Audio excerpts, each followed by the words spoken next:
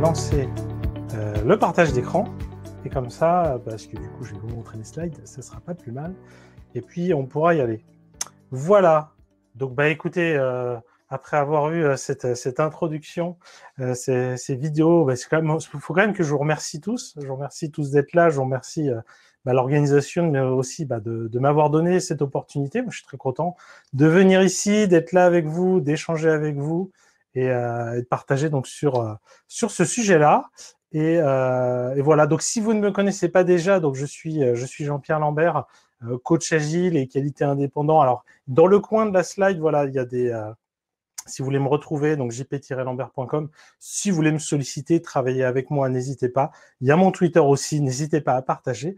Et puis, le troisième, scrumlife.tv, parce que je suis aussi le créateur de Scrum Life. Alors, si vous ne connaissez pas déjà Scrum Life, c'est la première chaîne francophone sur YouTube qui parle de l'esprit agile. Donc voilà, peut-être mon plus grand conseil avant de rentrer dans la conférence, c'est voilà, si vous ne connaissez pas déjà Scrum Life, allez sur scrumlife.tv, regardez quelques vidéos. Si vous êtes à Agitour, Montréal, je pense que l'agilité, ça doit au moins vous évoquer quelque chose. Donc, regardez un peu, je pense que vous adorerez. Et puis, si vous êtes déjà fan, continuez, abonnez-vous, faites tout ce qu'il faut. Voilà. Donc, Scrum Life, c'est important. Alors maintenant, on va pouvoir parler du coup du sujet à proprement parler. Donc, le titre, c'est « Toutes les équipes agiles ne se valent pas ». Une manière peut-être d'expliquer de quoi on va parler, ça pourrait être de donner des titres alternatifs. Voilà, quand j'ai un peu cherché comment on allait appeler la conférence, un titre alternatif, ça aurait pu être le piège de la feature team. Parce qu'effectivement, on va échanger sur... on va beaucoup parler des feature team, notamment on va commencer par introduire le principe. Si vous n'êtes pas au courant, il faut qu'on se réaligne tous. Expliquer aussi qu'est-ce que ce n'est pas, parce que très souvent, il y a des gens qui disent avoir des feature teams qui n'en sont pas. Et puis, puisqu'il nous amène à une autre possibilité de titre, qu'aurait pu être vraiment agile, le chemin est encore long. Parce qu'effectivement, pour beaucoup d'entreprises, faire des feature teams, c'est déjà un sacré accomplissement en soi. Et pourtant, c'est ce que j'espère expliquer lors de cette keynote, il y a encore... c'est pas forcément si agile que ça, une feature team. On peut encore faire beaucoup mieux, si je puis dire, sans que ce soit forcément la finalité en tant que telle. Et puis, un dernier titre possible, ça aurait pu être organisation agile, conditions et conséquences. C'est que justement, les manières de se structurer, les modèles d'équipe, on ne peut pas décliner n'importe quel type d'équipe n'importe où. Il y a des conditions, mais il y a aussi des conséquences, des gains qu'on peut avoir, qu'il faut être au courant. Parce que finalement, le but de cette conférence, c'est aussi de vous donner des clés, des billes, des éléments pour soit vous remettre en question, ou alors si vous êtes justement manager, gestionnaire, voir comment vous organisez votre organisation, ou aussi en tant qu'équipe, en tant que membre d'équipe, prendre du recul par rapport à comment ça se passe, etc. Voilà, donc je pense que c'est essayer un peu d'ouvrir le focus, d'ouvrir les chakras pour avoir cette connaissance un peu plus large. Donc comme je l'ai dit, on va commencer par expliquer qu'est-ce que c'est les feature teams. Et finalement, quand on parle des feature teams, il faut aussi expliquer qu'est-ce que sont les component teams, puisque c'est généralement ces deux-là qu'on oppose, feature team, component team. Pour y répondre, je vais beaucoup prendre la documentation de LESS. LESS qui est un des frameworks de passage dits d'agilité à l'échelle les plus populaires, avec typiquement SAFe. Je ne sais pas si vous en faites plus qu'en France, au Québec, du LESS. En France, en fait, il n'y a pas grand monde qui en fait du LESS, on fait surtout du SAFe. Et donc, par contre, ils ont une super documentation, notamment sur les feature teams, ce qui est assez logique, puisque finalement, le concept de feature team, il est tiré notamment d'un article de Craig Larman et Bas Vodde, où ils expliquaient justement ce concept de feature team, Craig Larman étant la personne derrière LESS. Donc, c'est assez logique que la documentation de LESS explique assez bien qu'est-ce que sont les feature teams. Donc, du coup, voilà, la feature team, donc ce dessin, il l'explique. Ça va être donc une équipe de personnes. Cette équipe, elle va avoir plusieurs critères. Déjà, elle va être donc cross-functional, c'est-à-dire qu'elle peut toucher un peu à tous les éléments fonctionnels du produit. Cross-component, elle est capable de toucher à tous les composants du produit. Elle est aussi stable, durable dans le temps. Donc, ça veut dire déjà, rien que ça, on acquiesce le fait que la performance d'une équipe commence déjà avant tout par le fait qu'on est une équipe de gens qui savent travailler ensemble. Du coup, une fois qu'on a ça, il ne faut surtout pas le casser. Donc, du coup, on a envie d'avoir des équipes qui ont une durée de vie qui est longue dans le temps. Et ensuite, finalement, à gauche et à droite, on va avoir un peu qu'est-ce que cette équipe a en entrée et en sortie. En entrée, elle va recevoir donc des fonctionnalités qui vont être centrées sur le client ou sur l'utilisateur. Et en sortie, à droite, elle doit livrer un incrément produit potentiellement livrable. Et c'est de là que vient le terme feature team. Feature team ne veut pas dire que c'est une équipe qui travaille tout le temps sur le même pan fonctionnel du produit. Ça veut dire que l'élément de base sur lequel elle travaille, c'est une fonctionnalité. Après, la fonctionnalité d'un jour à l'autre peut être sur un thème qui n'a rien à voir. Donc voilà, en gros c'est ça une feature team. Du coup, qu'est-ce que c'est qu'une component team et en quoi c'est différent? Donc, dans ce même article de la documentation de LESS, alors j'ai pas cité, c'est écrit en tout petit dans le coin. Si vous voulez aller sur la documentation de LESS, c'est le site less.works. Oui, alors, du coup, je mélange point en français, anglais. Désolé, en bon français, je fais beaucoup d'anglicisme. Hein. Vous m'en voudrez pas, j'espère. Donc, sur cette autre page de documentation, il nous explique un peu le mode de fonctionnement traditionnel quand on va construire un logiciel. Il va y avoir une première phase, on va analyser les besoins, faire donc des requirements. Une deuxième phase où on va, cette fois, faire une analyse plus technique. Et donc là, on va construire finalement, décliner les choses à faire, mais sous un point de vue composant. Et puis après, on va avoir un ensemble d'itérations, c'est celle du milieu, itération 3 à 5, où là, justement, les gens vont se mettre au travail. C'est là qu'on a les fameuses component teams, on les voit, component team A, B et C, qui vont chacune travailler sur un morceau de la fonctionnalité, celle qui correspond à leur composant, pour livrer le code. Et puis, à la fin, on va devoir le livrer et probablement le tester, puisque chacun a travaillé dans son coin, etc. Bon. Donc, il n'y a pas photo. Hein. Quand on fait ça, on la voit même dans le dessin, c'est la cascade, ils ont fait exprès. C'est chacun qui travaille en cascade à tour de rôle. Et donc, les component teams, donc elles sont là, elles sont au milieu. Et donc, voilà, et elles travaillent juste sur une toute petite partie.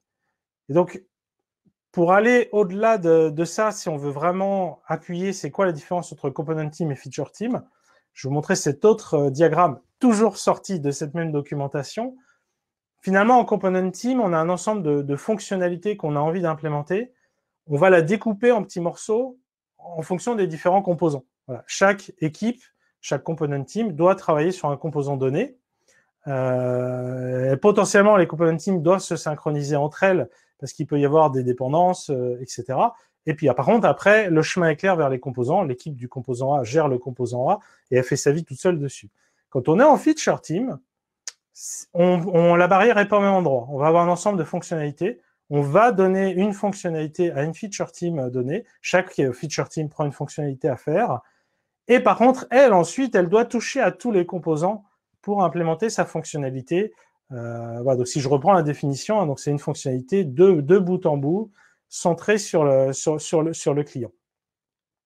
Et livrer un produit potentiellement livrable. Donc ça veut dire à minima qu'il a été testé, hein, potentiellement livrable. Ça ne veut pas forcément dire qu'on va jusqu'à la livraison, mais on ne doit pas en tout cas se de le livrer. Donc le strict minimum, c'est on l'a testé, on l'a validé, on n'a rien cassé, quoi. Ça me paraissait important de le préciser. Du coup, maintenant, j'ai envie de vous raconter un peu un certain nombre d'histoires de personnes qui disent voilà, nous, on fait des feature teams. D'ailleurs, regarde, c'est comme ça que ça marche chez nous. Et puis, finalement, j'ai l'impression à chaque fois que c'est pas une feature team. On n'est pas aligné sur la définition. Un premier exemple, ça pourrait être voilà, une équipe censée être feature team qui vous explique le plus naturellement du monde. Ah ben nous, on peut pas tester à notre niveau. Hein. Nous, nous on livre des choses et après, il faut qu'il y ait une équipe à côté qui valide parce que notre domaine est très complexe. Nous avons des technos très évolués. Nous avons un domaine métier tellement évolué, complexe, etc. On peut pas tester à notre niveau. Bon, alors, ça, c'est pas une feature team. Une feature team, elle doit livrer quelque chose qui marche, tout simplement.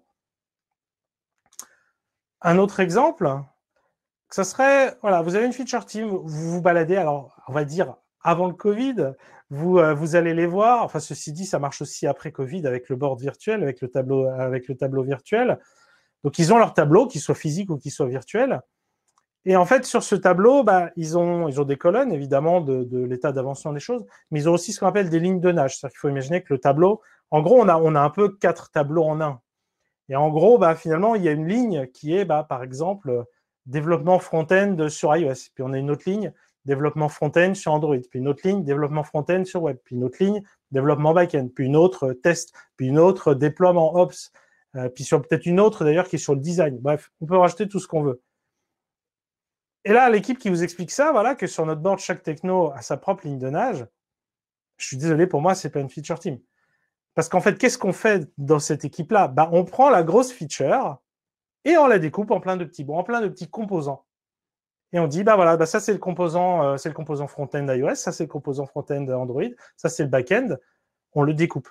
Quand on est structuré comme ça, on n'est pas en feature team, on a un ensemble de micro-component team qu'on a mis ensemble. Je ne dis pas que c'est pas pire, je ne dis pas que c'est pas mieux qu'une component team, mais c'est pas une feature team, tout simplement. Alors un autre exemple, ça pourrait être quand on creuse un peu, qu'on voit que c'est compliqué d'avoir de la cohésion d'équipe, etc. Puis en fait, on se rend compte, on vous dit comment on fonctionne dans cette entreprise. Bah, nous, on alloue les ressources en fonction des projets. Voilà, tout simplement, pour plein de raisons, hein, parce que bah, on prévoit en amont, parfois il y a plus de charges que d'autres, parce qu'on a des experts. Donc à chaque fois, l'expert, on le missionne à gauche, à droite en fonction de l'outil très précis qu'il n'y a que lui qui maîtrise, etc. C'est pareil, ça c'est pas une feature team, c'est pas une équipe qui est durable dans le temps, c'est toujours les silos en fait. On continue de travailler comme avant, on a des silos de gens qui travaillent chacun sur leurs choses et on les fait travailler à gauche à droite. Un autre exemple de sujet qui arrive, hein, c'est voilà, on vous annonce sans problème, ouais, on est une feature team, on est une feature team de 22 personnes. Moi, ça me laisserait dubitatif. Je ne dis pas que l'équipe ne marcherait pas mal, et probablement on peut espérer qu'à 22 personnes, que l'équipe est bien capable de toucher à tout le fonctionnel du produit, est bien capable de toucher à tous les composants, est bien capable de tout livrer, de tout tester, etc. Par contre, en termes de collaboration, je pense que là encore, ça va être le reflet de ce que je décrivais avec les lignes de nage. En fait, on va avoir un ensemble de petites équipes. Une équipe aussi grosse ne peut pas s'auto-organiser, ou ça va être très, très, très, très compliqué. Probablement que ce qui va se passer, c'est que peut-être que dans ces 22 personnes, il y a 4 personnes qui sont développeurs back-end. Ces 4 personnes-là, eux, vont se retrouver et vont structurer leur propre sous-équipe. Et eux, ils vont être auto-organisés. Ils auront peut-être un leader ou plusieurs leaders. Ils décideront de leur process. Ils feront évoluer leur process. Ils définiront clairement leurs frontières d'entrée et sortie avec le reste de l'équipe, du collectif, j'ai plutôt envie de dire. Mais ils travailleront que sur le back-end, que sur leurs composants. Donc c'est pareil, on sera sur un amas de component team, on ne sera pas sur une feature team. Et puis peut-être le dernier que j'ai envie de partager, c'est on va vous partager, ouais, quand quelqu'un est malade dans l'équipe, on attend qu'il revienne. Non, ça ne devrait pas être comme ça. On devrait avoir une forme de redondance dans l'équipe, on devrait être capable de travailler dessus, de prendre les sujets en main et d'avancer. Et si on en est à ce stade-là, on n'y est pas encore, et ça pose même pas mal d'autres questions sur le fait de, par exemple, est-ce qu'on a un filet de non-régression automatisé qui permet de s'assurer que effectivement, on n'a pas peur si on doit y toucher. Et alors, et finalement, dans tout ça, là, je parle feature team versus component team, j'ai envie de dire, c'est quoi l'intention par rapport à la réalité quand on vous annonce dans notre entreprise, on fait une équipe agile, on fait une feature team. L'équipe agile courante, si je fais un peu un diagramme de est-ce qu'on est plutôt vers la component team ou la feature team, le discours, l'intention, ça va être ah ouais, on est une feature team, on est au top, on est complètement une feature team, on met tout en bas. Et à mon sens, généralement, dans la plupart des entreprises, qu'est-ce qu'on voit plutôt? C'est plutôt ce que j'ai mis là en rouge. C'est plutôt, on est beaucoup plus proche des component teams, j'ai utilisé le terme à plusieurs reprises. Nous sommes un amas de micro-component teams. Je ne dis pas que c'est pas mieux qu'une component team parce qu'encore une fois, on a pris les gens, on les a mis ensemble, ils ont au moins un semblant d'objectif commun, donc ça marche quand même mieux. Mais ils ne sont pas au niveau de collaboration qu'on doit avoir dans une feature team.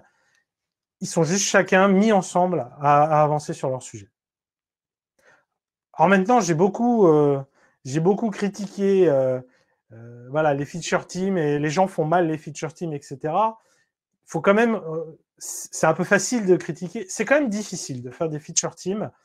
Déjà, c'est un changement de mindset, d'approche, de gestion de la connaissance et des compétences qui n'est pas si évident que ça a changé.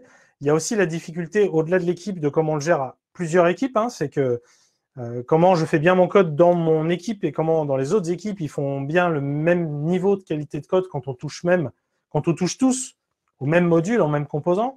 Donc, il y a pas mal de challenges qui sont... C'est pas si simple. Et en même temps, j'ai envie de le challenger. Est-ce que c'est si difficile que ça? Je vais rouvrir encore une fois la doc de l'ES. Et cette fois, je vais vous mettre en avant un élément qui me semble très, très, très important. Donc ça, c'est plus bas dans le texte. Voilà, où on nous dit, dans une organisation en feature team, quand la spécialisation devient une contrainte, alors que ça soit au sein de l'équipe, qu'effectivement, une personne, il n'y a qu'une personne qui a une spécialisation donnée par leurs équipes, mais aussi plus largement entre les feature teams, il n'y a qu'une seule feature team qui peut toucher un module donné, pas les autres. Ben, qu'est-ce qui se passe? C'est ce que j'ai surligné en jaune. Eh ben, il se passe qu'on apprend, tout simplement. Et ça, cette chose, cette phrase, c'est souvent ce que je ne retrouve pas dans ces fausses feature teams, justement. On s'est dit, oui, on va les mettre ensemble. Oui, on va partir d'une feature. Ils vont devoir tout faire. Par contre, quand il est question de faire monter les gens en compétences pour qu'ils gèrent un sujet qu'ils ne maîtrisent pas encore, là, généralement, on freine des pieds, quoi. Genre, ah non, on va pas commencer à ralentir, etc. Alors que pourtant, ça fait partie du contrat de base. Quand on fait des feature teams, s'il faut ralentir pour apprendre, eh ben, c'est ce qui doit se passer. Et on acquiesce aussi le fait que ça a énormément de valeur. Parce qu'après, ces personnes, elles apportent de la flexibilité à l'organisation, en fait, dans son ensemble. Parce que c'est de la valeur. C'est-à-dire qu'on va avoir des équipes qui pourront travailler, par exemple, sur d'autres sujets. Peut-être qu'un jour, il y a une opportunité business à saisir, mais on a une timeline qui est tellement courte que pour y arriver, il faut mettre plusieurs équipes dessus. Ben, c'est pas possible s'il n'y a qu'une seule équipe qui s'est touchée à un module critique qui est dans l'histoire. Donc ça va permettre, par exemple, de faire ça, de saisir des opportunités. Ça permet aussi simplement d'avoir de la redondance, de la résilience. Ah, c'est le fameux truck factor. C'est le tech lead s'est fait écraser, il a un accident, qu'est-ce qu'on fait? Et la vie continue. Et c'est pas grave, parce qu'on a la compétence par ailleurs, on a la connaissance par ailleurs, et c'est comme ça que ça doit se passer. Donc je pense que si ça vous l'appliquez, vous verrez que c'est pas si compliqué que ça, en fait, de faire les feature teams. Ce qui le rend très compliqué, c'est qu'on reste toujours dans ce mode de il faut produire. Et quand il faut apprendre, non, on préfère produire. Donc tant pis, on laisse tomber le modèle ou on bricole le modèle. Et après vous avoir présenté donc ces feature teams, j'espère que si vous ne connaissiez pas, du coup, vous êtes familiarisé avec. Et ben, à mon sens, les feature teams, c'est pas si agile que ça comme mode d'organisation. Je vais vous présenter pour ça un ensemble de modèles d'équipe. Alors, les deux premiers modèles, c'est ceux qu'on vient d'introduire, hein, c'est la component team, la feature team, qui sont des modèles d'équipe pour lesquels on a une définition qui est plutôt bien établie. Je viens de vous la donner. Vous aviez peut-être pas la même définition, mais normalement, comme ça, on s'est réaligné. Normalement, j'ai pris la définition officielle de feature team, donc je dois pas trop me tromper. Mais voilà, c'est dans le langage commun, on va dire. À côté, excusez-moi, je m'étrangle avec ma salive. À côté de ça, on va avoir d'autres types d'équipes. Là, par contre, je m'excuse, enfin, ou plutôt je mets un point d'attention. Les modèles que je vais vous présenter, c'est des modèles que c'est un peu mon interprétation. Je vais réaliser des noms qui me semblent correspondre, mais il n'y a pas forcément une définition claire, établie, partagée. Donc, vous n'aurez peut-être pas la même définition. Donc, voilà. Donc, je vous invite à vous aligner le temps de la conférence à ma définition. Donc, ces trois autres niveaux, ça va être la squad. Squad au sens le modèle Spotify, plutôt le retour d'expérience Spotify. Le retour d'expérience et aussi vœu plutôt, puisqu'on a appris depuis que c'était à moitié un vœu, un retour d'expérience, mais aussi surtout une volonté de transformation, une cible de transformation qu'ils avaient en interne. Un autre niveau, ça va être les impact teams, un modèle qui nous vient typiquement de Meilleur Agent, une entreprise du coup en France sur l'immobilier qui est très où justement on va avoir un switch sur l'impact qu'a une équipe. Et puis le dernier niveau, la notion de product team, qui a plusieurs définitions selon l'organisation, mais voilà, qui est l'idée d'une équipe qui gère un produit. Et du coup, pour vous illustrer tout ça, je vais vous montrer plutôt ce diagramme-là. Je vais découper un peu le cycle de développement classique de développement. Je le découpe en 4. Si je commence par la deuxième moitié à droite, il y a la partie delivery. Voilà, il y a une feature à implémenter, donc on la construit, etc. Et puis au bout, il y a une partie qu'on peut qualifier de run. Hein, c'est maintenant, je le déploie et puis j'ai le maintien en condition opérationnelle. J'ai aussi toute la dimension support, etc. Si on part vers la gauche, en amont du delivery, on a le discovery qui est plutôt la construction produit. C'est On a un problème à résoudre, comment on trouve quelle est la bonne solution. Et puis encore en amont, on a la dimension stratégique. C'est finalement, c'est quoi les problèmes qu'on veut résoudre. Et ce modèle-là, en fait, je vais beaucoup m'en servir. Ce qu'on va voir, c'est qu'il va nous donner beaucoup d'indices sur le niveau d'autonomie qu'ont chaque équipe. Si je place la component team dessus, on voit, elle gère une partie du delivery. Déjà, c'est clair que c'est que du delivery, et ensuite, c'est qu'une partie du delivery parce qu'elle gère un composant, et il va falloir faire le travail avec tout le reste des autres component team, etc. La feature team, c'est déjà nettement mieux. Et c'est pour ça qu'on aime bien la feature team. C'est que déjà, elle va gérer tout le delivery. On lui donne une fonctionnalité accès client ou utilisateur, et elle doit tout faire de bout en bout jusqu'à rendre quelque chose de potentiellement livrable. Donc, elle déborde même un petit peu sur le run, parce que dans la mesure du possible, ça doit être quelque chose qui est prêt à déployer, même si elle ne gère pas forcément elle-même le déploiement et donc les machines que ça implique derrière. Le niveau d'après, les squads, la différence, c'est quoi? C'est qu'en fait, quand on est sur une feature team, c'est une équipe, on le voit, elle est quand même très axée delivery. Et en fait, qu'est-ce qui se passe, par exemple, si on fait un modèle comme Safe, j'imagine que vous en avez entendu parler, en Safe, ça se voit bien. Il y a la couche basse, ce sont les équipes agiles, ce sont des feature teams, ce sont des équipes delivery. Elles sont là pour produire. Et au-dessus, on a la couche programme, qui est là pour faire toute la partie en amont, discovery, etc. D'ailleurs, c'est un des termes qu'on retrouve dans Safe, c'est le continuous discovery, voilà, la découverte en continu. Elle n'est pas dans les feature teams. Et en fait, c'est complètement logique. Une feature team, elle va prendre une feature et elle va la sortir. Et ensuite, elle prend une autre feature qui n'a rien à voir. Donc, si on a un besoin de discovery à faire, à quelle équipe on lui demande de le faire? On n'a aucune équipe, puisque les équipes sont par définition flexibles, peuvent travailler sur n'importe quoi. Et ça va être la grosse différence avec la squad, c'est qu'au-delà d'être comme une feature team à gérer des problèmes du début jusqu'à la fin, d'être stable dans le temps, elle va aussi être pendant une longue durée de temps sur un même pan fonctionnel donné. Ce qui veut dire qu'on peut commencer à leur déléguer aussi des aspects de discovery. Si on prend l'exemple Spotify, il y a une idée ou il y a un problème sur la playlist, eh ben, donnons-le à l'équipe qui gère la playlist. Et donc, elle peut prendre en main toute la dimension produit, en fait, de réfléchir à pourquoi la playlist marche ou marche pas, qu'est-ce qu'il faut faire, etc. Et on voit que jusqu'au bout, ça lui permet aussi d'aller plus loin dans le run. Parce que finalement, comme elle est sur un pan fonctionnel durable dans le temps, elle peut aussi s'approprier le déploiement jusqu'au bout. Et là où ça commence à être beau, c'est que ça fait une boucle de feedback. C'est que quand on gère le run, on gère aussi finalement les retours clients. Et les retours clients, c'est extrêmement précieux. Pour gérer le discovery, c'est une boucle. Le niveau d'après, les impact teams, donc comme je disais, qui nous venaient de chez Meilleur Agent, là, l'idée, c'est que on va carrément piloter l'équipe par un KPI business.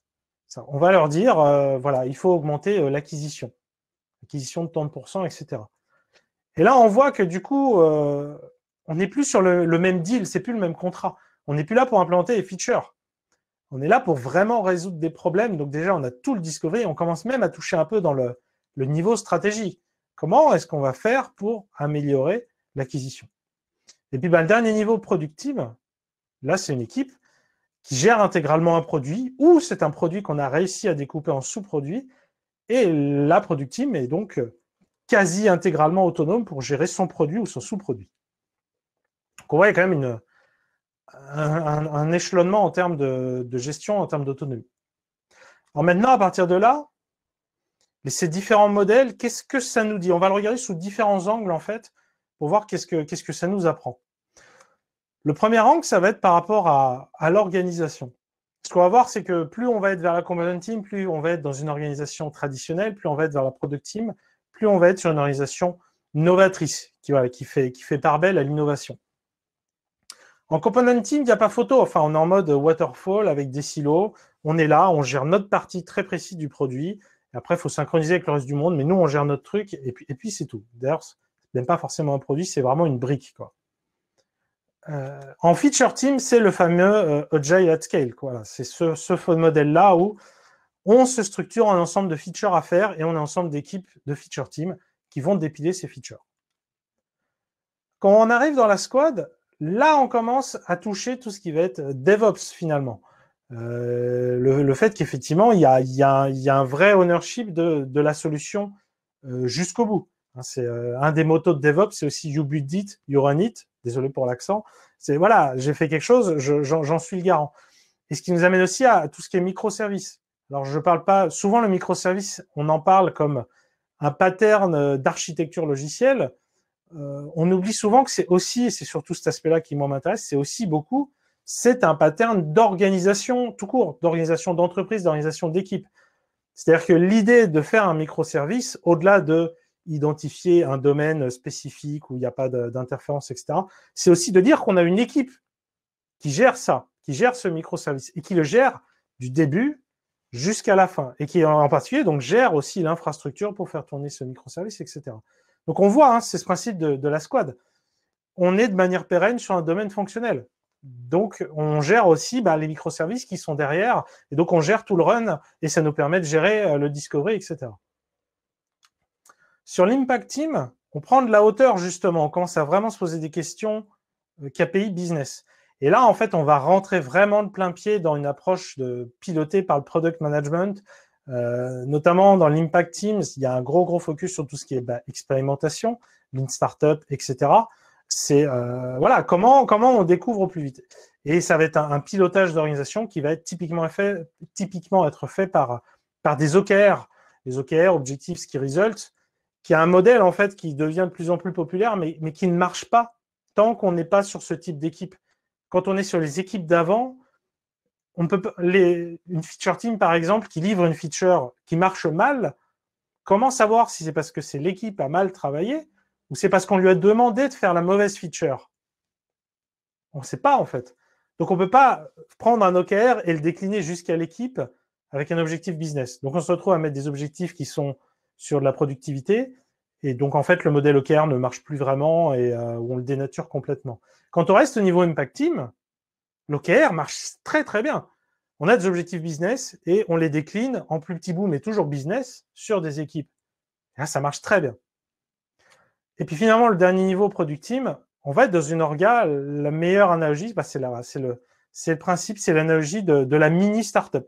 Ils sont là, ils sont autonomes, ils gèrent le produit, ils le gèrent de A à Z. Et voilà, et avec vraiment ce mindset, quand on est en startup, il y a un truc qui doit être fait, on fait en sorte que ça arrive, quoi. On commence pas par se dire, oh là là, j'ai pas la compétence, comment on va faire? Non, non, soit on l'acquiert, soit on se débrouille, mais on en a besoin, donc on fait en sorte. Quel focus d'équipe ça nous donne? Ce qu'on va voir, c'est que plus on va être vers la component team, plus le focus d'équipe il va être restreint. Et progressivement, on va aller sur un focus qui va être de plus en plus holistique. Sur la component team, il n'y a pas photo, c'est de la productivité. Et si je caricature, c'est le nombre de lignes de code que tu sors, ou le nombre de modules, le nombre de fichiers. Mais on est sur des trucs bêtes et méchants parce qu'on ne peut pas vraiment mesurer autre chose. Quand on va être sur la feature team, on va être sur les features qu'on arrive à délivrer. Déjà, c'est quand même mieux parce qu'on est sur quelque chose de global qui fait du sens. Mais on reste quand même sur une usine, quoi. On délivre, on sort des trucs. Quand on va être sur de la squad, il y a quand même un vrai focus qui va être sur la pérennité. Là, ce qu'on fait, ça doit marcher en prod, ça doit continuer de marcher demain en prod, ça doit être pérenne. Il y a vraiment la qualité qui apparaît comme une évidence. Alors qu'avant, c'était juste une nécessité, mais on pouvait l'ignorer. Et que là, c'est intrinsèque dans le modèle, on est obligé. Quand on arrive sur l'Impact Team, là, on a un focus qui se tourne vraiment sur le business et aussi sur la croissance de l'entreprise. Voilà, comment on fait en sorte qu'il y ait plus d'utilisateurs, que les utilisateurs achètent plus, qu'on les garde plus longtemps, etc., etc. Et quand on arrive sur la product team, là, le focus, il est avant tout sur l'autonomie de l'équipe, de pouvoir accomplir une mission en autonomie. Un autre élément, alors si vous ne connaissez pas John Cutler, je vous invite à vous renseigner, un brillant personnage que je suis depuis quelques années, il dit que des choses très très bien.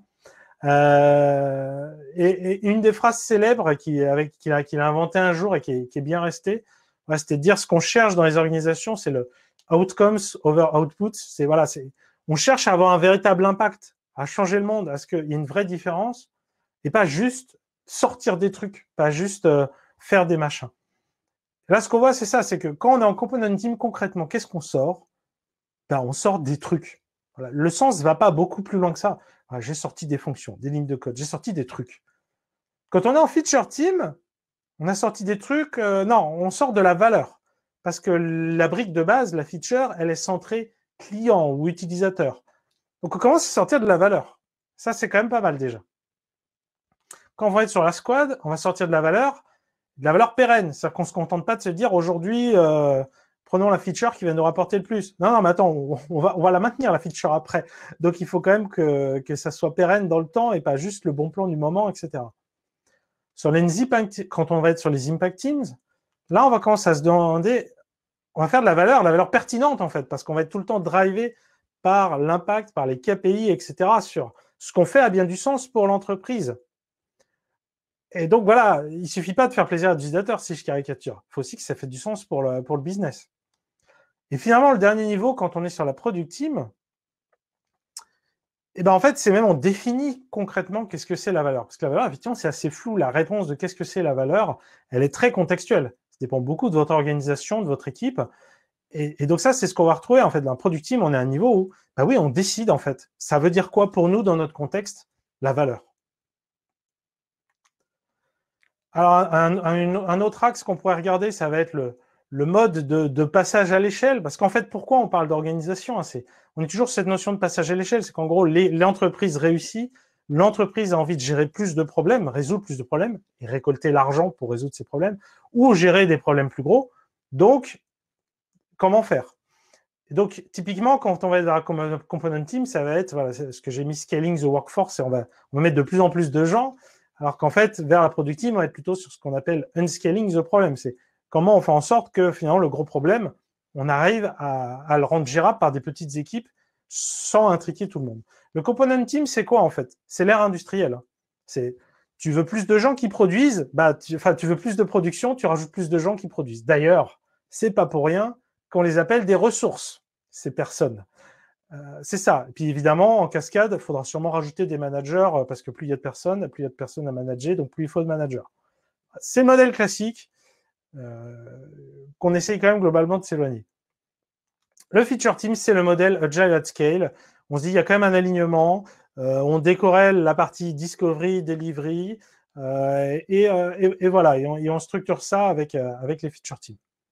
Quand on va être sur la squad, on va être beaucoup dans ce fonctionnement microservice, avec vraiment un ownership très fort de ce qu'on construit, de la solution. Et ça nous emmène très très loin, parce que ça veut dire, voilà, c'est le fameux motto DevOps, you build it, you run it, on peut le prendre de deux manières. Ça veut dire que d'une, si je sors la dernière techno à la mode, il va falloir que je le gère derrière, qu'on puisse la déployer, qu'on puisse la maintenir, qu'on sache la gérer, etc. Donc ça va peut-être m'aider déjà à prendre les bonnes décisions, sans qu'il y ait forcément un architecte qui décide à ma place. Mais ça peut être vu aussi dans l'autre sens. Ça peut être aussi de se dire, pour ce cas particulier, il y a une nouvelle techno qui est exactement ce qu'il nous faut, où il faut qu'on change de techno, et je peux le faire. Je n'ai pas la contrainte de c'est quelqu'un d'autre qui va le gérer, qui doit s'approprier. Non, on a la main dessus. Donc voilà, donc ça nous apporte à la fois, ça nous apporte le pragmatisme dans les deux sens, en fait. Parce que je vis le problème, je ne vais pas faire n'importe quoi, et parce que j'ai la main sur les choses, alors je peux vraiment prendre la meilleure décision. Ça, c'est déjà très, très, très puissant d'avoir une équipe qui a vraiment cet ownership. Et quand on est à ce niveau, l'équipe est très, très forte par rapport à cet ownership. L'impact team, donc là, justement, on se dit on va scaler plus par ce modèle Docker. On a un ensemble de KPI qu'on veut faire évoluer, et puis on le décline en plus petit jusqu'aux équipes. Et là, en fait, on leur donne un ownership sur le problème. Là, l'équipe, cette fois, on lui dit, voilà, maintenant, c'est ça le problème. C'est toi qui vois comment on le résout le mieux. Là, c'est aussi extrêmement fort, extrêmement puissant, évidemment, en termes de sens, en termes d'autonomie, en termes de responsabilité. Et puis, finalement, le dernier niveau product team, là, on arrive à se dire que, comme on a plein d'équipes un peu indépendantes, avec cette analogie de la mini startup, on pourrait les qualifier d'intraprises, voilà, des entreprises à l'intérieur d'une grosse entreprise. Et l'entreprise, dans sa globalité, c'est une pépinière d'entreprise qui donne l'infrastructure, qui donne les moyens, etc. Et puis une vision globale. Et donc, on est vraiment sur cette idée-là, on a découpé le problème en plein de petits morceaux. Et chaque product team peut les gérer. Si on parle en termes de gouvernance, on va voir qu'on va justement aller d'un management fort vers de l'autogestion. Voilà, component team, c'est le modèle où c'est le manager sait. Voilà, on a des... Voilà, c'est l'ère industrielle, hein, donc finalement, en bas, on a des personnes pas qualifiées et on va leur mettre un manager qui sait mieux qu'eux. C'est le fameux modèle en pyramide. Hein, voilà. Et finalement, quand tu veux aller parler à un autre département parce que parce que tu peux pas faire ton travail tout seul, tu as besoin de collaborer avec les autres, potentiellement, tu dois remonter par ton manager, qui remonte peut-être par un autre manager et qui redescend, etc. C'est les silos, c'est les silos. En feature team, il y a déjà un changement, justement. On s'éloigne de ce mode du manager, qui est le micromanagement, hein, en fait, finalement, qui sait tout, pour aller beaucoup plus vers des standards, vers des normes et vers plus des leaders. Et là, le modèle, ça va être, ça c'est aussi une image qu'on retrouvait hein, dans l'auto-expérience de Spotify, ça va être une matrice. Chaque équipe, chaque feature team a une responsabilité forte d'un point de vue produit, c'est une dimension, et en même temps, chaque personne appartient aussi à, ils appellent ça les chapters dans ce modèle Spotify, moi j'aime bien parler de communauté de pratique, pour être aussi en contact avec les autres équipes et pour avoir un alignement technique en fait, simplement. On touche au même module, il faut qu'on ait les mêmes niveaux d'exigence pour toucher à ce module. Et quand on passe de l'un à l'autre, c'est pas forcément évident le gain, parce qu'en fait, quand on se met dans cette structure-là en matrice, on se retrouve à ce que chacun est en contact avec beaucoup de personnes. Ce qui est une des raisons pour lesquelles c'est assez compliqué finalement, parce qu'on se retrouve à partager son temps entre son équipe, la communauté de pratique, etc. Par contre, la grosse force, c'est qu'on est en contact direct avec toutes ces personnes, contrairement à avant où on peut pas leur parler directement, passer par un manager, en tout cas c'est compliqué. Donc il y a quand même ce véritable gain, et c'est pour ça hein, que c'est le modèle de feature team qui est mis en avant et que c'est quand même mieux, on va dire. C'est parce que clairement, au moins, les gens qui ont besoin de travailler ensemble, eh ben, ils se connaissent, ils se voient, ils travaillent ensemble. Quand on arrive sur la squad, l'idée, ça va être plutôt que de standardiser le travail, la manière dont on fait les choses, on va plutôt parler de pollinisation. C'est cette idée-là de, finalement, chacun travaille, expérimente des choses, et les meilleures manières de faire vont polliniser d'elles-mêmes. Alors que le niveau feature team, on va plutôt être sur une notion de bonne pratique. C'est, voilà, faut faire comme ça, donc on va faire tous comme ça.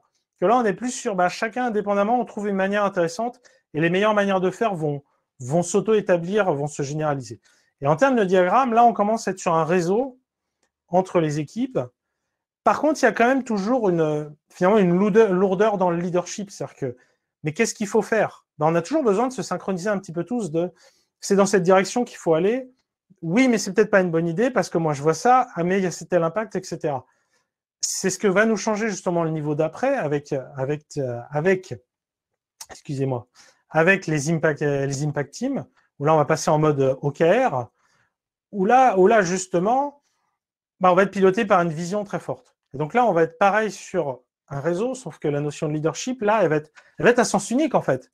Elle va être, voilà la direction où on veut aller, débrouillez-vous. Il n'y a plus ce côté, comment on s'organise tous pour s'assurer qu'on va bien dans le bon sens. Et puis quand on arrive sur le dernier niveau, sur l'équipe produit, en fait, le nom de ce type d'organisation, c'est une économie. Et en termes d'organisation, cette fois, même la notion de leadership, elle devient beaucoup plus diffuse, elle devient plus par rapport à un ensemble de règles qu'on pose, qui encouragent certains comportements, qui découragent d'autres comportements. Et c'est comme ça qu'on emmène collectivement cet ensemble d'entités très autonomes dans la bonne direction où on veut aller, et que ça fait quand même un système qui marche et que ce n'est pas juste le chaos. Donc on voit à chaque fois, on diminue les liens. Et puis, on va quand même se poser la question, et dans tout ça, où est le marketing? Voilà, le marketing dans le sens, le lead produit. Et on va voir que il va être au début, il est externe et on va l'intégrer de plus en plus au cœur de l'équipe. Quand on est en component team, il y a c'est toujours l'extrême. Et il y a deux cas de figure. Il y a le cas où le marketing, c'est le patron, hein, c'est le département d'à côté qui vous dit, on a décidé, il faut faire ça, allez-y, faites-le. Voilà, et c'est pas trop négociable. Au pire, il vous rappelle que c'est le produit qui nourrit tout le monde et que c'est tout. Donc, tu es content d'avoir ton salaire. Donc, t'écoutes, voilà, et tu le fais. Voilà, au contraire, c'est l'esclave. Ça, c'est des choses que j'ai vues notamment dans les organisations qui ont une grosse culture d'ingénieurs. Voilà, par exemple, qui font une construction de voitures ou des choses très pointues, etc. Il y a une culture d'ingénieurs qui est très, très, très forte. Et où finalement, le marketing, voilà, c'est c'est bon, quoi. Nous, on fait des sciences dures, ils font des sciences molles, c'est facile. Et le marketing, ça se retrouve un truc dans un coin. Voilà, il chope la release à la fin, puis il se débrouille pour la vendre, quoi. Donc, on est toujours ça. Soit c'est le patron, soit c'est l'esclave. En tout cas, il n'est pas du tout dans l'équipe. En feature team, ça va être le product owner, si on garde la nomenclature Scrum, qui du coup n'est pas un vrai product owner dans ce type d'équipe, c'est le patron local. Il est là. Au moins, il est plus proche. Il y a des échanges. Mais on reste quand même beaucoup dans une dynamique de voici la feature à faire, allez-y, quoi. Quand on arrive dans une squad, on commence à rentrer vraiment dans une logique de partenariat et de collaboration. Justement parce qu'il y a un ownership très fort sur la solution. Et donc, c'est pas juste fais la feature et vas-y. C'est genre, non, mais attends, il y a quand même des conséquences sur ce qu'on va faire. Ça doit être pérenne. Et, donc, il y a quand même un changement de dynamique. Quand on rentre en impact team, il n'y a plus tellement cette différence en fait entre le pro, celui qui vient du marketing et celui qui vient de la R&D en fait. Parce qu'en fait, le mode même de fonctionnement de l'impact team, elle est basée sur ses KPI, sur le business. Et donc, en fait, tout ce qui est product management, tout ça, c'est juste une des compétences dont on a besoin pour bien faire le travail. Donc, au final, cette personne du marketing, c'est juste une des compétences parmi toutes les compétences dont on a besoin dans l'équipe. Donc, fini, il est pleinement dans l'équipe, c'est un membre comme les autres. Et quand on arrive sur le product team, et ben là, en fait, on se rend compte que faire du product management, il y a plusieurs manières de faire du product management. Et en fait, quand on est en mode startup, entrepreneuriat, on ne fait pas vraiment le product management de la même manière. Quand on est dans une grosse entreprise un peu classique, on va dire qu'il y a un ensemble de contraintes qui sont posées. Voilà, ça doit faire ça avec tant de moyens. Quand on est dans une startup, les frontières sont plus floues. C'est-à-dire qu'en fait, l'approche produit qu'on va avoir va être influencée directement par la manière dont on s'organise en tant qu'équipe et en tant qu'entreprise. Et à l'inverse, on va adapter, structurer dynamiquement notre modèle d'équipe, notre manière de fonctionner pour s'adapter à l'approche produit qu'on adopte. Et ce qui est extrêmement puissant. Pour aller un peu plus loin, je vais reprendre mon échelle, on va juste faire le tour de divers frameworks pour voir à quoi ça correspond. Où est-ce que je les placerai sur l'échelle? Alors typiquement Scrum, évidemment Scrum Life. Où est-ce qu'on met Scrum? Déjà, c'est clairement pas, c'est pas une component team. Si vous faites Scrum en component team, il faut arrêter de vous mentir. Vous n'êtes pas une équipe multidisciplinaire. Vous êtes peut-être inspiré de Scrum, mais vous ne faites pas Scrum. Être en feature team ou en squad, éventuellement quand on est en mode logiciel à la demande. Voilà, parce que parfois Scrum, on peut le faire en mode logiciel à la demande, quelqu'un vous le demande, vous travaillez pour lui. Donc effectivement, feature team, c'est ce qui se passe. Hein. Vous avez une personne qui vous dit il faut faire ci, il faut faire ça. Par contre, si vous commencez à adopter vraiment un focus vraiment produit et à rentrer dans cette métaphore de la mini startup, là aussi, on est vraiment dans du Scrum, et qui est même le Scrum que je vous recommanderais de faire plutôt que juste on dépile des features. Et là, on voit qu'on arrive sur les derniers niveaux, Squad, Impact Team, Product Team. Squad est un peu dans les deux niveaux, parce que ça dépend de la définition qu'on a chez Spotify. Où est-ce qu'on va mettre Safe, Less, voilà, les fameux frameworks Agile at Scale? Potentiellement, ça peut être des component teams, notamment en point de départ. Safe nous dit que c'est possible d'avoir des domaines très précis où c'est pertinent d'avoir une component team. Mais bon, dans l'ensemble, il faut quand même surtout des feature teams. Less, dans l'article sur les feature teams, il nous explique clairement, OK, aujourd'hui, vous avez des component teams, donc vous partez de component team. Et donc, quelle stratégie adopter pour migrer vers des feature teams? Donc, OK, en point de départ. Par contre, si vous êtes en safe ou less depuis 5 ans et vous êtes toujours à faire des component teams, vous avez raté quelque chose. Les feature teams, bon, bah, c'est la cible, hein. C'est le modèle de base, c'est comme ça que ça marche. La squad, éventuellement, c'est pas dans le framework d'avoir des équipes qui sont de manière pérenne sur des sujets, etc. Mais on pourrait l'imaginer. On peut même se poser la question, est-ce qu'on n'est pas en train de gentiment transcender le framework, finalement? Voilà. Bon, puis les deux derniers niveaux, Impact Team, Product Team, clairement, Safeless, c'est pas fait pour ça, quoi. Ensuite, on peut parler de fameux Spotify, modèle, retour d'expérience ou vœu de Spotify. Ce qui est juste très intéressant, c'est que, sans savoir exactement où ça se place, ce qui est sûr, c'est que c'est sur les niveaux du bas. Et je pense que c'est pour ça qu'en fait, à cette époque de ce partage de Spotify il y a quelques années, ça a autant fait vibrer la communauté des agilistes, en fait. Parce que, justement, c'était un modèle qui mettait en avant ces équipes avancées, ces équipes très autonomes, ces équipes pilotées par le produit. Et voilà, et c'est pour ça que ça a fait rêver tout le monde, en fait. J'ai envie de vous parler aussi de Beyond Budgeting. Alors, si vous ne le connaissez pas, comme le nom l'indique, c'est un modèle qui propose justement d'avoir une approche différente des budgets, mais pas que. C'est aussi toute une approche différente de comment on gère l'organisation de l'entreprise, le management, la vision, etc. Et ce qui est intéressant, c'est que c'est directement un modèle qui nous amène vers les niveaux du bas. Puisqu'en fait, l'idée de base, elle est là. Hein, c'est comment on fait en sorte que on n'est plus des budgets qu'on vote en avance basés sur des estimations, mais qu'on ait une logique d'investissement petit à petit. On met un peu d'argent, on voit ce que ça donne et on voit si on remet plus, etc. Et donc, on va directement dans ces niveaux-là où on est piloté par les KPI business en impact team, voire même product team, où ouais, c'est ce modèle, c'est une économie qu'on met en place. Et enfin, j'ai envie de vous parler d'Agile Fluency, parce qu'en fait, en faisant ma conférence, je me suis dit, c'est marrant, il y a 5 niveaux d'équipe, il y a 5 niveaux dans Agile Fluency. Alors, Agile Fluency, c'est juste un modèle pour piloter des transformations. Du coup, je vais vous le présenter en vous le lisant. Le premier niveau, c'est pré-Agile. Voilà. En fait, ouais, la component team, c'est ça. On n'est pas encore dans l'agilité. Le deuxième niveau, la feature team, donc ils appelaient ça focusing, il y a un véritable changement dans la culture d'équipe. Et en fait, ouais, c'est totalement ça. Réussir à faire marcher les feature teams, ça commence par on se focalise sur faire un travail de bout en bout qui a de la valeur, on commence à générer de la vraie collaboration au sein de l'équipe, on travaille ensemble, etc. Il y a un vrai changement de culture d'équipe, effectivement.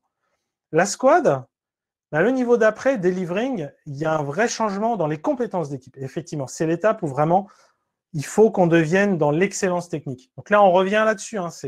On a un véritable ownership sur ce qu'on fait et on fait les choses bien avec une vision de pérennité. Le niveau d'après, optimizing, cette fois, il y a un changement dans la structure organisationnelle.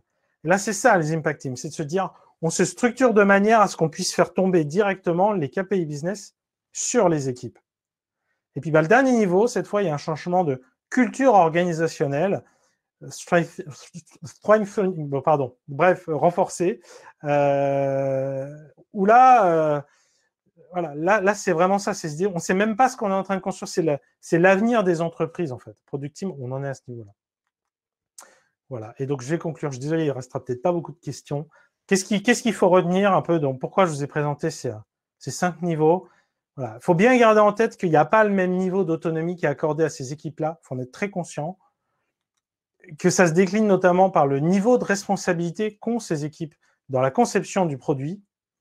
Et enfin, ça a un véritable impact sur le mode de pilotage et de gouvernance qu'on va avoir au niveau global de l'organisation. Voilà. Et donc, ça conclut ma présentation. Donc, il reste un petit peu de temps, pas beaucoup pour les questions. Je suis désolé. Oui, Jean-Pierre, merci beaucoup pour ta conférence. Effectivement, nous avons plusieurs questions dans le Q&A. Je pense que tu peux voir le Q&A ou est-ce que souhaites-tu que je te lise les questions? Il y en a, ça va être facile. Pour nous avoir le document de la présentation, oui, sans problème. Je me demande même si elle n'est pas déjà en ligne, mais on pourra vous partager ou via la conférence le slide share, il n'y a aucun problème. Si on les prend dans l'ordre, dans un contexte de transformation, est-ce qu'on peut passer directement de component team à product team? Sinon, quelles sont les étapes? Oui et non, ça dépend comment on s'y prend. J'apprécie beaucoup les modèles de transformation type Open Space Agility ou Open Space Beta qui sont très similaires, qui reposent fondamentalement sur la génération d'une implication collective de l'entreprise. Et en fait, si vous arrivez à générer ça, c'est-à-dire que tout le monde dans l'entreprise s'implique pleinement dans la transformation, en fait, il n'y a pas de limite. Et il n'y a aucune résistance au changement. Tout le monde est acteur. Et en fait, vous pourriez totalement reprendre l'orga à zéro et tout changer d'un seul coup, et que ce soit peut-être même plus efficace, parce que finalement, à chaque fois qu'on fait un changement, c'est un changement. Donc, au lieu d'avoir des changements, plein de changements pendant des années, on a un seul gros changement. Voilà. Maintenant, est-ce que c'est facile? Il faut être dans ce type d'organisation, on arrive à le générer, et ce qui demande, côté manager aussi, de vraiment réussir à bien le piloter. Il y a pas mal de gens qui me disent que Feature Team, c'est un anti-pattern. Enfin, c'est pas une équipe agile, c'est juste une équipe qui délivre des features en boucle. C'est pas ça. Effectivement, je suis assez d'accord dans le sens où, pour moi, la véritable agilité, c'est avant tout une approche produit profonde. Donc, c'est pas on dépile des features. Avons-nous une product team de 5 à 9 personnes? Je suis pas sûr de comprendre la question, mais enfin, oui, c'est le fameux modèle Two Pizza Teams. 5 à 9 personnes, c'est la taille classique pour une équipe Scrum, pour une équipe produit. C'est toujours pareil. En gros, si on a trop de monde, ça augmente le coût de synchronisation et ça devient compliqué. Est-ce qu'il y a une vraie dynamique d'autorisation qui se crée? Par contre, il faut quand même avoir toutes les compétences. Donc, parfois, il faut quand même un certain nombre de personnes, selon le type de domaine et de personnes que vous avez, pour aller au bout. Doit-on envisager la Product Team pour démarrer un nouveau produit, puis ensuite progressivement basculer sur les impacts ou Squad Team pour gérer la pérennité de ce produit? J'aurais tendance à dire, si vous arrivez à mettre en place des Product Teams et que ça marche, vous aurez déjà les niveaux inférieurs, en fait. C'est-à-dire que, logiquement, en Product Team, vous allez être piloté potentiellement peut-être par OKR ou quelque chose comme ça. Enfin, le focus va être avant tout sur des KPI business. Et en fait, dans tous les modèles, si vous n'avez pas une excellence technique extrêmement forte, vous allez vous casser le nez, quoi qu'il arrive. Donc, je pense que c'est très, très pérenne. Par contre, oui, effectivement, il se pose des questions plus... La question, c'est la culture. Comment on arrive à avoir tout un tas de petites tribus où chacun va dans son coin et quand même garder une culture globale d'entreprise et pas se retrouver à ce que finalement, ouais, chacun se retrouve à vraiment avoir sa culture et son produit. Donc, il faut quand même réussir à garder une cohérence globale. Et ce qui peut être assez difficile, mais si vous arrivez à vous structurer en product team, restez comme ça. Quoi dire aux teams qui vont de la stratégie au développement, mais qui ne contrôlent pas leur vie en prod? Du coup, c'est dommage. Je pense qu'on peut réussir à le faire marcher. En fait, ce qui est intéressant, c'est que on peut toujours faire marcher, c'est toujours contextuel. C'est-à-dire que quand on parle par exemple d'une transformation DevOps, les deux approches classiques, c'est voilà, quand on a son département d'Ops, soit on le casse et on met des Ops un peu partout, voire on en recrute pour en avoir assez, soit on le garde et en fait, ça deviennent des experts et ils sont là en posture de coach pour faire grandir tout le monde. Et donc, il y a un véritable changement de posture, c'est-à-dire qu'à leur niveau, ils deviennent en mode... il y a une dynamique de service, en fait. Ils sont là pour servir le reste de l'organisation. Donc ça peut marcher aussi. Si on n'a pas la main sur la prod, mais par contre, les gens qui ont la main sur la prod sont vraiment dans une démarche de service, ça peut marcher. Après, ça, c'est à chaque organisation de voir. Mais par contre, si vous n'avez vraiment aucun contrôle sur la prod, en fait, ça devient compliqué. Mais quand on se parle, plein de choses merveilleuses arrivent. Est-ce que la Product Team fonctionne sur des grosses organisations? Est-ce qu'il n'y a pas un risque que ce soit l'anarchie ou le chaos?